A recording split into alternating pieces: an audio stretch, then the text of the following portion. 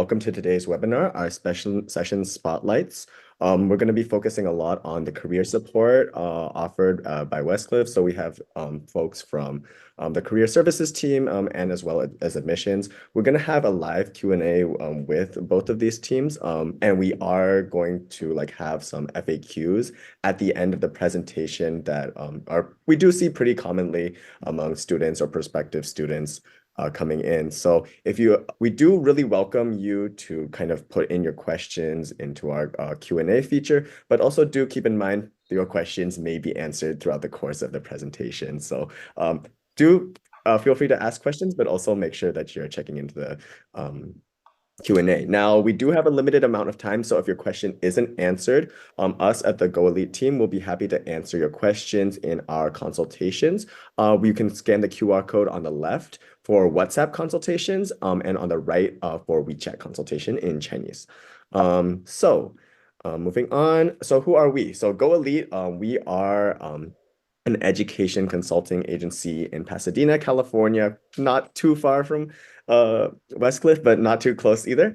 We're certified by AIRC, but don't just take our word for it. You can go ahead and check out our Google reviews on, if you look up Go Elite, this will pop up and you'll see over 500 reviews from students who have worked with us and talked about CPT. So go ahead and check this out. And to get in touch, again, you can reach us on any of our socials, our email, our phone number, or again, you will be sharing our QR code for consultation throughout the presentation. So that's who we are, but now we're going to turn it over to the team at Westcliff. Awesome. Thank you, Samir, for the lovely introduction. So are you able to see my screen? I've just stopped sharing mine. Okay, perfect. Let me know when you're able to see my screen.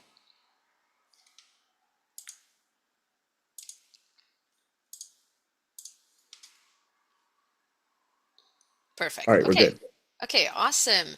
Hi, everybody. Thank you so much for joining in today. I believe a bunch of you are from India, Nepal, Bangladesh, China, all over. So thank you for joining. I'm Reema. I'm from the International Outreach team at Westcliff, and I am originally from India, and I've done my MBA at Westcliff. So it's been a fantastic experience, and I'd love to tell you more about our university. So let's start with multiple campuses. We have our main campus, which is in Irvine, California. We have our satellite campuses in Los Angeles, Miami, and in Orlando. Bunch of other campuses are soon going to be launched in 2025. We have been accredited both regionally and globally by VASC, SHIA, and ACBSP, and you can read about more about our accreditations on our website. A few facts about Westcliff University. We currently have 5,380 students that are enrolled as of 2024, 103 different nationalities. We are extremely proud of the fact that we have a diverse population of students, a 10:1 faculty-student ratio, which basically means that you can really interact with your professors and your peers. 92% graduation rate and an 85% job placement after graduation. We have the amazing career services team today to talk about more in terms of the job opportunities that are available through Westcliff University. Let's dive into the programs. For our master's and doctorate programs, we have our main colleges, which are 4 different colleges, which is College of Business, Technology, Engineering, Education, and the College of Law. Everything that you see in yellow on the screen are the main degrees, and everything you see in the drop down as white are the concentration. We are very popular for our STEM courses, and they're all denoted by S as you see on this presentation. For our course formats, we have 2 formats that are available. The first one is called the professional format, and the other one is called the on-campus regular format. The professional format is basically a format where students need to attend classes one weekend every semester, which basically means that they can choose between 3 full days of class time or a weekly online class for 3 hours. This is available for MBA, DBA, MSCS, MSIT, MSCM, and MATSOL. For the on-campus formats, which are weekly, the classes are 3 hours. This is on the Irvine campus for all our programs. And for the Los Angeles campus, we currently have the MBA program that is available. In terms of homework, so for all our formats, we first start off with the discussion questions, which is at the initial post, which is due on Thursdays, and then you have to respond to your peers by Sunday. There are also several papers that would be divided in the weeks, and they are supposed to be presented in the APA format, and citations are required for that. Projects and papers may be required, also group work will be required. This is actually the fun part where you're interacting with your peers and really learning about different company problems and what really is happening in the real world. These are usually due on Sundays at 12 p.m. Pacific time. How to apply? Okay, so for admission requirements, please reach out to the GoElite team and make the online application. For diploma and transcripts, the GPA for undergraduates is 2.0 and for graduates it's 2.5. We accept several English proficiency exams. This hyperlink, you can click on this link. We'll be sharing this presentation with you. So you'll be able to see all the English proficiency exams that we accept. We also accept MOIs. So if you do not have an English proficiency, feel free to apply with the MOI, which will be accepted. We don't require GRE, GMAT, and SAT scores. So this is a big aspect for international students. It's stress-free. So it makes the process of application much, much easier. Okay, and we'll be happy to share a detailed checklist with you, which you can refer to and make the application seamlessly. Okay, tuition fees, extremely important. This is for our international students. The fees for bachelor's for annual is 17,520. For master's, it is 14,742. For doctorate, it's 15,858. For live online programs, the prices are much lesser. You can refer to the screen to get more details. We do have accelerated programs. So if you feel like you can take more class time and you can do your course in less than, like, say, a 2-year master's, if you can finish it in lesser time, you are happy to do that with accelerated program options. Students are eligible for a semester break once they complete their first year, so keep that in mind. And the program duration and the living expenses, of course, will be affected when you take that semester break. Okay. Housing through Westcliff partners roughly comes to about $800 to $1,200 per month, and feel free to pay the tuition fees either semester-wise or even monthly payment plans are available. So it really helps our students to not feel all the pressure when they are applying to Westcliff University. Okay, scholarships and grants. We have scholarships up to $10,000 that are awarded to our international students. The process is pretty simple. Step 1 is to make sure that you have the minimum qualification for your GPA. Draft an essay with 350 to 500 words. Make this as personal as possible, as relevant to the scholarship as possible, and then submit your essay along with documents like resume, letter of recommendation, and any kind of certificates or awards that you won. And step 4, complete the online application and make the submission. If you scroll on our website, you will see that multiple opportunities are available. So feel free to go through all the scholarships and see what's most relevant to you. Something that speaks to you the most is what the scholarship you should be applying for. CPT. So CPT is one of our main selling points at Westcliff. For our undergraduate students, CPT is eligible after they complete their first year. And for our master's, bachelor's, and doctorate students, they can apply for day 1 of CPT. Okay, so a CPT is approved by the university, by the TSO, for 12 months of duration. Now, during the program, you are supposed to do an additional credit per semester. This must be related to your degree. So it's extremely important that whatever work you are doing outside under CPT should be related to the degree that you are studying at Westcliff. Okay, this is required to take an internship course online for every CPT that you apply for. Okay, CPT can be either taken full-time or it can be taken part-time. So like you see on the screen, the full-time CPTs are more than 20 hours per week, and anything that is part-time is at 20 hours per week or less. Required documents for CPT, you basically require the cooperative education internship agreement, you require the employer offer letter, and you need the proof of tuition payment. Eligibility. So, like I mentioned earlier, for undergraduate students, they must have enrolled for at least the first academic year and they will be eligible for CPT. For graduate students, may begin their CPT immediately upon program start date. So, day one CPT is available for our graduate students. Okay. Current students and CPT allowance. So how it basically works in terms of GPA is for undergraduates, the GPA is going to be 2.5 or above for a full-time CPT enrollment, and GPA for a part-time is 1.5 or above. For graduates, the GPA is 3 or above for a full-time, and for part-time, it is 2.5 or above. Please note that student must attend all classes and complete all the missed work if they are absent. One is excused absence is allowed. So in one class, if you are not present, it is absolutely fine, but all the other attendance must be up to date. So both attendance and classroom participation are factors towards your final grade. So make sure that both of those things are kept in mind when you are in class. Okay, service transfer. So service transfer releases are recommended 5 to 7 business days before the session starts to ensure a smooth registration and enrollment process for CPT. CPT will not be approved if you don't have the service record. So make sure that you have all your service documents in place.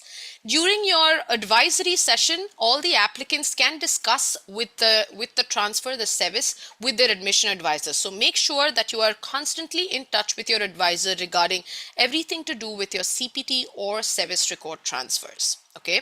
Students will receive this email to initiate the I-20 process after acceptance. So on the bottom of the screen, you will see the first email which says next steps of enrollments. Please make sure that you're reading the instructions on this clearly and follow everything that is mentioned on this particular email. Okay.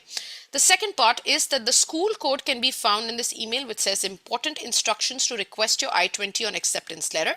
Please make sure that the Irvine campus and Santa Monica campus will be using the Irvine school code, which will be on the email that will be shared with you, and the Miami campus and Orlando campus will be using the Miami school code, which again will be shared with you on this particular email.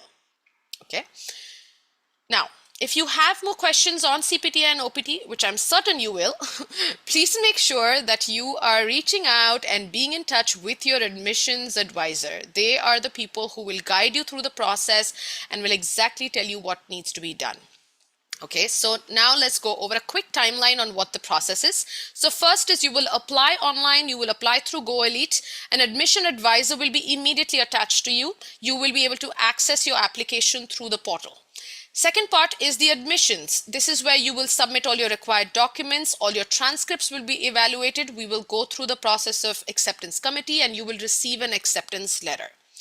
That's when you will go into the I-20 stage. So at this stage, you will complete all the I-20 requirements like bank statements, sponsored documents, dependent documents, and you will receive a digital I-20, which is free of cost. We do not charge for any I-20s.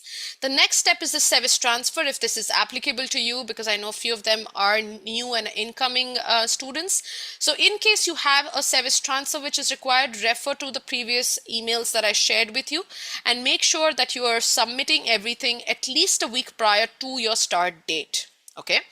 Now, enrollments would be the next stage, which is where you will have your registration forms, all your tuition deposit, register for your CPT if that's applicable to you, and communicate with student services and your advisor for your class schedule and your academic counseling session.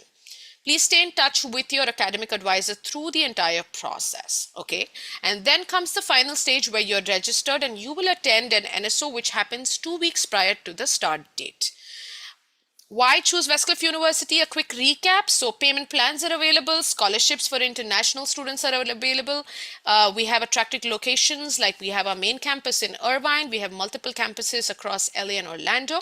OPT and CPT is available. We have 6 flexible start dates, no GRE GMAT required, and we have on-campus professional format that is available for you to choose from.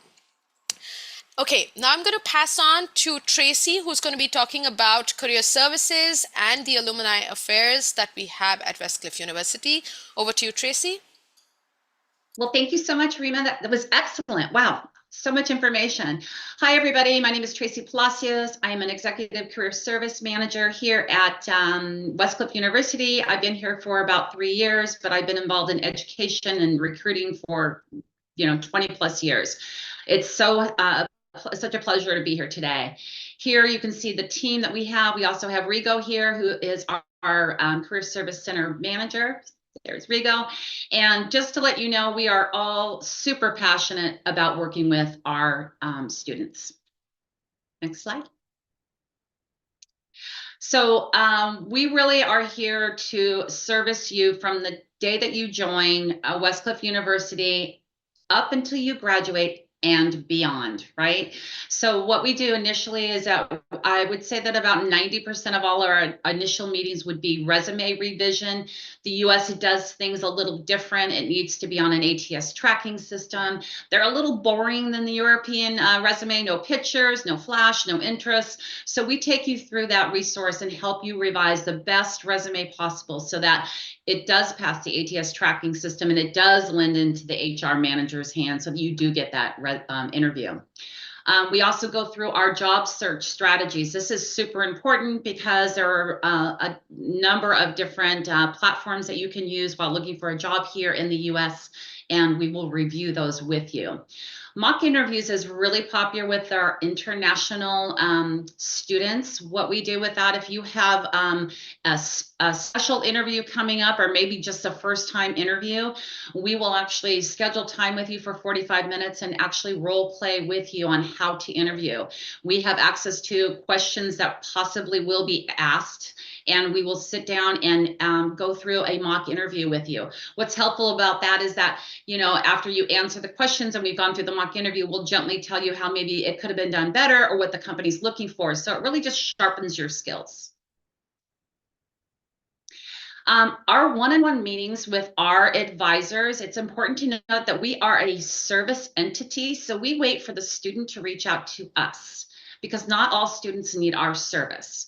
If they decide they do need our service, we ask that they fill out a career service guidance form. And at that point, they'll actually be assigned to a career advisor that will be with them until they graduate and beyond. During some of our meetings, these are the things that can be covered, and we really let the student dictate what is covered in that meeting. Right? Sometimes they want to start on the resume. Sometimes their resume is great and they want to talk about a cover letter. Maybe both of those are great and they just want to talk about better resources. So we let them guide the meeting. Next slide. Thank you. So it's very competitive to get a job in the US. So we have a number of different ways that we support our students. We have a monthly newsletter that we send out to our students that has current job opportunities that are available just for Westcliff University students. We advertise upcoming events. Usually those are job fairs or they can be professional development that would be advantageous for our students to attend. We also have a spotlight session where we like to spotlight our students, and we think that's really fun. So it also gives a chance for our new students to meet some students that are currently in the program. And next one. Thank you. So if you're not already on LinkedIn, when you come to the US, you will be on LinkedIn. This is the #1 platform for businesses. We have our own career services LinkedIn group. So it's a private group that you will be invited into. And what that means to you is anytime we get an opening, we will post it on our LinkedIn. So it's not like anyone else can see it. It's just our Westcliff University individuals. And so we also encourage our students to go in there and post. Our alumni will go in there and post. And it's a great community. If you don't have a LinkedIn or you need it strengthened, we will also schedule meetings with you to strengthen your LinkedIn, to tell you how important it is to make connections, to utilize it as a job search platform. We have an excellent platform that I think we purchased a couple years ago. It's called InnerStride. It is free to all our students. And all you need to join is your Westcliff University email. This platform is amazing. It was actually started by an F1 student. I think it was like 8 years ago. And he started it because he had trouble actually finding his internship. So he thought, I need to make it easier for students. So this platform that we use is in addition to our other platforms, and this will link you with hundreds of colleges globally. So every opening that they have, they input it into InterStride. So not only are you getting the openings that we have at Westcliff University, but now you've got this platform that is global.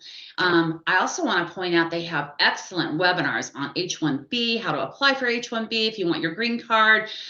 They have excellent webinars, and those are all free as well. So just put together the top 5 questions. I don't know if that's what you guys have, but just want to briefly tell you that students will come to us and say, will you provide me with an internship? Well, we will guide you along the way. We do have partners that love to hire our students, but it's not just a plug-in, we won't take a student and just plug them into an internship. It must be a match. But because we have partnerships that we work with, we do have companies that like to hire F1 students, okay? And they understand the process. Can Career Services help me with my resume? Just ask that. Yes, we help you. We make sure that it's the best possible resume available. At the end, we will put it through our ATS tracking system to get a scoring, and we won't quit until that score is 88 or above. Okay, so that remember, ATS tracking, that means that computer will read it and your resume will be passed on to the HR manager. And they say an HR manager will take those resumes and they spend 7 seconds only on reading your resume. So it's really important that you get the right resume. Is there an internship requirement to graduate? Yes, we have an internship requirement for our master's and our DBA students. It's an excellent requirement because it gives you work experience. It's not enough to come to the US and say, I just want a degree. You must have work experience. That just makes you so much more marketable for when you graduate to get that better OPT job, okay? Can I work on campus? Well, yes, of course, you might be able to work on campus. I will say that we are opening that avenue up, but we kind of operate a little lean. So we're not that big of a university in regards to having lots of openings. We will let you know all the openings when they are available, but there are not as many openings on campus as there are off campus. And then what is the SMART capstone? If you are a master's student, you will be required as your last course to take a capstone class. This is the culmination of all that you have learned during your program. And that is required of everyone. If you have not met your internship requirement, you can fulfill it by taking the SMART capstone. And what that is you're grouped with other master's students led with a faculty member, and you work on a project with a company. Now, you can also take it if you've already fulfilled your internship, and we encourage any student that is an F1 student to take it because it gives you more access to working with an American company. Okay. And thank you so much. Thank you, Tracy. Thank you. All right, so now we'll be moving on to the QA section. I know a lot of people have put their questions in the QA and had your questions entered in chat, but we are also going to be collecting questions and answering them on a sheet. And going over and the admissions and the career services will be able to answer these questions. We'll try to avoid duplicates, so try to pay attention to the questions that are already in the chat, or maybe your other former prospective other fellow prospective applicants have already asked, and also but if we do come across anything, the admissions team may also reserve the right to kind of move on if we have already answered this question. So let me go ahead and share our QA sheet. So I think some of these may have already been answered, but I'm not able to double check that too easily from my end. So admissions team or career team, let me know if you've already answered this team, because that's a little difficult to check from my end. All right, so for our 3 years, this is for maybe the admissions team, Rochelle. Are 3 years undergrad degree from India acceptable for getting admission in the MBA? Depends. So for undergrad degrees, the time is not necessarily always specific, because some undergrads you could complete in 3 years, some you could complete in 5 years. It mostly depends on the school itself. Is it in an accredited school? Does it equivalent to a US undergrad degree? If so, then yes, it could potentially qualify for the MBA. We would need to actually see the transcripts and diploma to be evaluated by our transcripts team in order to determine that, though. But if you have an undergraduate degree and it is accredited, it should most likely qualify. Okay, great. Yeah, so that's really it's not about, like Rochelle just said, it's not about the time. It's not like, oh, all 3-year degrees or all 4-year degrees are going to be eligible or ineligible. It really depends on the equivalent in the US, and that's going to depend on exactly which degree that you did. So we can't give exactly the best a straightforward answer here because there's no one size fits all. So what is the eligibility criteria for scholarship? So I believe that we did go over that in depth. There's the 3.5 GPA scholarship that's available and some others that are there, but go ahead and check out the scholarships page on the Westcliff website. There's a lot of stuff there. So I already have a job and I'm on OPT. So basically, if a student is on OPT, and they want to use that same role when they're doing their CPT, do they need a new job letter? How does that work?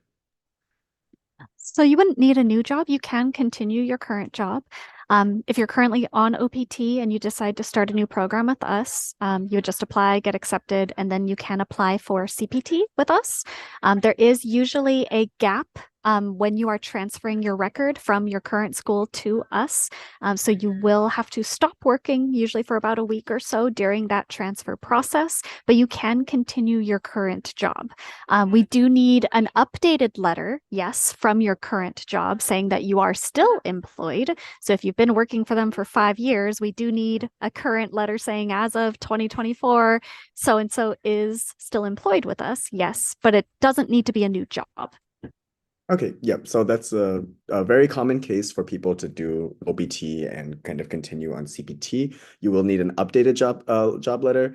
And this kind of goes into the next question. You will have to take about like a week gap in your employment because when your CVIS transfer happens, your old institution is effectively going to be terminating your OPT early when they release your CVIS. So you're not going to be able to work during that period. That's unavoidable. That's going to happen like no matter where you're going.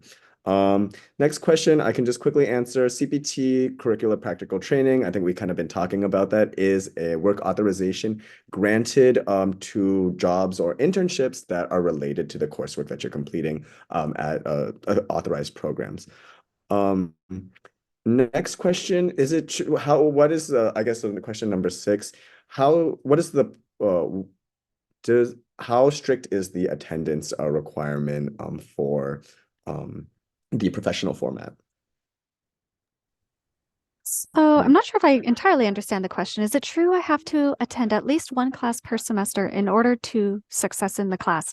Each semester, we have 2 sessions, and each session, students are enrolled in at least one class each for the graduate programs or postgraduate programs. So for any of our master's or doctorate programs, you will always be enrolled in at least one class at a time. If it's a bachelor's program, you'll be enrolled at least 2 at a time. And you do have to attend those classes, whether they are virtual live or if you have the in-person weekends, you do have to attend those assigned classes. If you miss, I think if you have more than one excused absence, it can dock your grade at least a full letter. So you do have to attend all of those assigned classes. Yes. All right. And also like these, in addition to like in-person learning having its own benefits, in-person attendance is actually a requirement of the F1 visa. So you definitely do want to be like attending those in-person classes. It's not just for your education, like your learning, but it's actually also for you to properly be maintaining your F1 status. So this next question, if a student has a job, do they still need to do the internship/capstone? So I can take that one. Okay, thanks, Tracy. So if you're in a master's program, you must take the capstone class. But if you have a job, and you're on CPT, the only thing you would need to do with us and enroll is in an internship course that has weekly deliverables to meet the internship requirement. And that's for only one session. So that's for 8 weeks only. It's for 8 weeks only. Okay, so that's part of the requirement, but it's not like you have to like pick up an extra internship. It's just an internship course based on the job that you're doing. All right, perfect. Yeah, that's really helpful. So next question, what can a student do if they're on CPT, they're working and they lose their job? Well, that's where Career Services can assist you. If you want to continue working, then we can help assist you in finding a new job. For our internship requirement, like I said, it's only 8 weeks of working at the same position and enrolled in a 0.5 internship course. But if you lose your job and you've already fulfilled your internship and you don't want to work, that's fine. It's your choice. Okay, yeah. So like yeah, if you've already fulfilled the requirement, then that won't affect at least your status. And then you can also like of course use the career services, lots of resources to help you kind of like find another role. It's great to hear. So if a student already has used OPT for their first master's, do you still have OPT after you graduate from the second master? So I can maybe answer this question if you want. Yeah, so OPT is basically awarded once per degree level. So maybe for associate, bachelor's, master's, doctorate. So if it's your second master's, so if you have already used your OPT for your first master's, you will not be eligible for a second master's, for OPT after you do your second master's. However, if you've done one master's and you didn't use any OPT, you're fine. You're totally fine for getting OPT after your second master's, provided you don't use more than 1 year of full-time CPT. So yes. All right. So can a change of status, so if if a student is changing their status from B2, let's say, to F1, would they be eligible for CPT from the first day of class? How would that work? Yeah. I mean, so essentially, once you have that F1 status, once you are approved as an F1 student, you can apply for CPT. You still have the same requirements. You still need your job offer, signed cooperative agreement, payment. But if you have all of those things, then yes, you can apply for CPT beginning your new session as an F1 student. All right, yeah. So yeah, if you're changing, a lot of students who come into Westcliff, they might already be on F1. A lot might not be on F1. If you're not on F1, you can make sure that you do all your change of status like procedure. You're doing your form I-539, all of that. But yes, if you have a job offer, you will be eligible for day one CPT, provided again it's related to your job, to your coursework. And if you need help, kind of getting on your feet or finding jobs, definitely do refer to the Career Services Center. All right, so next question, maybe this would be for Tracy. How realistic is the job search in the USA for under CPT at the moment? Are there like certain companies that are willing to hire F1 students or unwilling to hire? This is kind of a broad question, I understand, but maybe if we could just have like some guidance on it. Yeah, it's a great question. Yeah, so thank you so much for the question. So I do want to point out that we track all of our students and make sure that after they graduate for their OPT, that they are gainfully employed, right? They're not just in a part-time position or not earning wages that are below what they should be earning. And it's important to note that in 2023, we had a 90% employment rate just for Westcliff alone. So of all the people that graduated and were ready to work, 90% of them were in full-time, gainfully employment. I'm not going to lie, it's a little difficult. We actually had a career fair today with 100 attendees. It was really, really successful. We teach our students really how to network, how to think outside the box, how to reach out through LinkedIn. You have to be strategic to find a job because there are a lot of people applying for one job. I can't really say, is it realistic? What I do say is the first time to get CPT is a little bit more difficult, but you got to do the work, right? If you do the work, you can find a job. Yep, great answer, Tracy. Yeah, it's like you said, there's many different fields, kind of probably depends on what role you're looking for, your own experience, right? Like your own like previous qualifications and work and all that. But yeah, again, the career services, they do have a lot in place to help you. So if a student is enrolled in the master's program, how long can they use CPT for the entire duration of the program? The next question. Want me to answer that? Yeah. Oh, sure. Yeah, so for CPT, you can use your CPT for the entire time that you're enrolled in your master's program. If you want your OPT at the end and you don't want anything to stand in the way, you may only work full-time CPT for 1 year. So we tell our students do not go over 11 months, and we do that because we have unfortunately had students that miscalculated. So if you want your OPT in good standings and you want to use your OPT, you may not work more than 11 months full-time CPT, but you can work the entire 2 years CPT. So you can start part-time, go to full-time, you can work part-time for the 2 years. And if you don't care about your OPT at the end, you can work full-time for both the 2 years. So it's your choice. Does that make sense? Yes, Okay. great answer. Yeah, definitely. So this, like, technically, as long as you want it and you're authorized for it, the CPT is available, but there may be other factors that kind of limit how much you want to use. One thing I would, so like, for example, kind of going back to the previous question, if a student has already used OPT for their first master's, in this case, they wouldn't be eligible for OPT after the second master. So definitely, like, you could feel free to use full-time CPT for the entire program. Another thing that I just want to remind students about that we did go over in the presentation, CPT has specific full-time and part-time designations. It's not just like 40 hours is full-time, anything at less is part-time. Part-time is actually 20 hours or less. So full-time is more than 20 hours. So if you're doing 25 hours a week, that will still be classified as full-time. So make sure that you're paying attention to that. Make sure you're not going more than 11 months if you want your OPT when you graduate. Thank you for that answer, Tracy. Next question, are there plans for an NYC campus soon? So I know Westcliff has a location in Florida. There's one in a couple in California as well. So are there any other plans for an NYC campus, I guess? To my knowledge, nothing that has been announced yet. I know they are considering multiple locations across the US, but so far, only our most recent campuses in Los Angeles and Orlando have become official. We're hoping for more locations in the future, but nothing has been officially announced. All right. Yeah, thank you for that. But yes, I mean, for students, if you're in the NYC area, like in New York City, you can still attend like Westcliff, the on-site sessions, because there's, especially if you're doing the professional format. So if you don't let this like deter you, if you really attracted to the program, it's flexible. You can just go there for the one on-site weekend per semester. But right now we don't have anything coming up in New York City. All right. What is the application deadline for an F1 transfer students for the January intake? So in general, the transfer deadline, we always recommend the week before classes start. No matter what, it takes our international affairs team around a week to process a new I-20 request.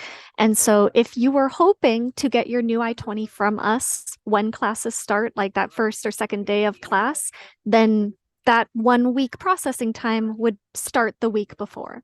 So the best answer is always 1 week before classes start is when you want to transfer your CVIS record. Of course, there are exceptions. If your OPT or your program, whatever status you're in, if that is going to finish earlier, like if you're going to, your OPT grace period ends December 1st, yes, you want to transfer sooner. You want to transfer November 30th or, before you fall out of status, you can transfer sooner. But if you go past the start date, you always want to have that record transferred at least a week before classes start in order to get your new I-20 within that first week of class. Yes, great answer. Thank you. Yeah, so depends case by case, but one week before. One thing I also do want to remind students that the CVIS transfer doesn't only you're not only going to be in contact with the Westcliff. You also want to make sure that your previous DSO, they're in the loop with what's going on, because Westcliff could be doing everything on their end to make sure that you're processed, but you need to make sure that your CVIS is actually being released on time in the correct way by your previous DSO. So as with everything, it doesn't hurt to get started a little bit earlier, just making sure that they're in the loop, everything is ready to go by the date that you want to do your transfer, so everything is smooth on your end. Okay, this question I might be a little specific. Maybe you might consider coming to doing the consultation. This student has an equivalent of 3 years of legal studies. So again, I think actually we talked about this at the very beginning. It's not so much whether you're eligible for an undergrad or graduate degree. It doesn't depend so much on the amount of time that you've done the degree, but it's what is the equivalent in the US. So if your 3 years here is equivalent to a bachelor's, then you would be eligible for a master's. But if it's not eligible for a bachelor's, so it's not the equivalent of a bachelor's, then you wouldn't be eligible. So don't focus too much on the time. That here, focus on the equivalent degree. All right, as an F1 student, Okay, so let's say an F1 student is unable to finish the DBA, are they still able to get like a certificate as like part of the program for completing a portion of the degree? What would this look like? Maybe this question for Rochelle. Yeah, we actually just announced, I want to say 2 sessions ago, we have what's called our stackable DBA. And you can request that when you apply for our regular DBA program. You can speak to your admissions advisor and inquire. But what the stackable DBA is, it's essentially the exact same doctorate classes, but it's a new order of those classes. And each year you can complete a certificate. So with the stackable DBA, your first year, you're taking these specific doctorate classes and you walk away with a doctorate certificate. If you want to end right then, you can, or you can stack, finish your second year and walk away with a second doctorate certificate. With that, you can choose to walk away. You now have 2 doctorate level certificates, or you can stick around, complete your final third year, do your dissertation, and walk away with your doctorate degree. So it is a really great program. The main difference between our regular doctorate and the stackable doctorate, the regular doctorate, your dissertation information is spread out throughout your 3 years. You're working on your research all 3 years. Your classes are kind of mixed in for your concentrations, your business, your dissertation. Whereas the stackable one, you have specific blocks of programs, specific blocks of business classes, business certificate, concentration classes, concentration certificate. So it's the order that you're taking that kind of makes that difference. Yeah, that's really cool to hear. And from what you're saying, it sounds like this would be something because this is an order thing. This would be something that students should be applying for at the beginning of the program. All right, yeah, so that's good to know. So because of the way that these 2 different orders are structured, or the fact that they are orders in the first place, if you have an idea that like, oh, you might not, you want to get a certificate, you're not sure like if you will make it to the last year, make sure you apply for that stackable DBA when you submit your application. Because kind of like Rochelle was saying, in the other order where you're kind of working on your dissertation throughout the whole program, let's say you're working on it 1 year, 2 years, and then boom, if you leave after 2 years, your dissertation isn't finished, right? There's not like a discrete section. So make sure that you kind of have this idea. Am I going to want to like get a certificate? Am I going to be happy with a certificate and maybe leave in the middle? I'm not sure yet. Or like, no, I really do want this full degree. I'm pretty set on it. In that case, just make sure that you're pretty informed on that. And now we just have a couple more questions. So what is the classes starting date for the May intake? I think maybe we could chart the academic. Yeah, okay, so we kind of have like addressed both of these questions. I'm sure like the student could check like the academic calendar, but if we could just like take a couple seconds to say like what are the starting dates for the May and January intakes? Let's see. So we did just update our checklists for the next year. May 2025 is going to be May 5th of 2025. May 5th. All right. Mhm. Cool. And again, so for students, sometimes as we're kind of wrapping this up, I think we're approaching the 45 minutes mark. I would just want to kind of finish by saying, if you're not 100% sure about the programmer yet, definitely feel free to do your research, scan the QR codes we have here to talk about day 1 CPT programs. And it never, never, never hurts to apply early, even if you're just like, you're not sure what your status is going to be, you're not sure whether you want to do it. Getting your application in the door will only help you later on if you decide to like, go through with it, you've done your research, you want to commit. That will help set up a smoother CFIS transfer. That will help maintain your working authorization. It really will just be in your best interest to submit the application early. So do yourself a favor. If you're kind of interested, scan our consultation codes, check out the Westcliff website. We're all here on the admission side. Rochelle and the admissions team, here us at Go Elite, we're here to talk about the CPT process. And when you do get through to Westcliff, the career services team will be there to help you should you need it. So just want to say get started on things early if you are interested. And I want to say a big thank you to everyone at Westcliff for your incredible presentations and answering students' questions. I know we had a ton of questions. If you're, once again, don't want to beat a dead horse, but if you do have unanswered questions, I'm sure you do, please go ahead and scan our QR codes. Again, left side for WeChat in Chinese, on right side for WhatsApp in English. All right. Thank you, everybody, and have a good evening.